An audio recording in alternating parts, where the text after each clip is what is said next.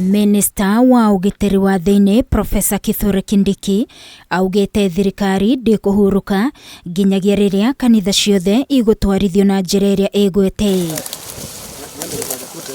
Kindiki niarutite mukana kuhitana na ahunjia na atongoria makanitha aria makoretwo makihithania na kuhitithia muingi na mahunjio mogomu, akiuga gutire kundu matekurutururwo na thirikari ndikuguoyohio na njira ciothe. Every person who is a leader of faith who thinks that going forward they can take advantage of the institutional and legal gaps we have in our country, hide under religion, hide under the freedom of worship to cause death, torture, inhuman treatment.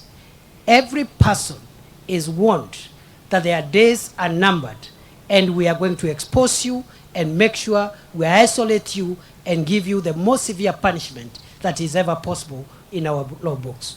Ningi Kindiki nioritie akenya kwiyumiria na njira nene niguo kuheana mawoni mao megie uria mangienda makanitha matwarithio na mbere na kuramatwo, kuona riu kamiti ya mwanya iria yamurirwo ni president kurora ndeto ino na muthia kuheana riboti igakorwo ikiambiriria guthiururuka kaunti ciothe kwambiriria tariki 13 mweri uyu. All people of this country should make a point of contributing their views to the task force that has been established to recommend the legal, policy, administrative and procedural measures that we need to adopt to make sure that never again in our country we have the kind of injury that we got through Mr. Mackenzie and his collaborators. Kindiki erumite kinina kuga thirikari igwika uria wothe ingihota gutigirira Paul Mackenzie egutura ari mugeni njera-ini, kuona ciiko ciake cia mahunjio mogomu nicio cicungiriirie ikumakiria ma 200 mwena wa Shakahola, no na kungikinya cira wake ni ugutwithanio na arekererio ta uria kwanahanika hau kabere no agacokio njera. Ule bwana Mackenzie ataishi jela milele na milele. Hata mahakama ikimwachilia atoki pale, tutamrudisha tena. We cannot have people who are not accountable to anybody. They are not answerable to anybody. And when we find out what they are doing there, they are committing crime. They are committing fraud. They are stealing property from their followers.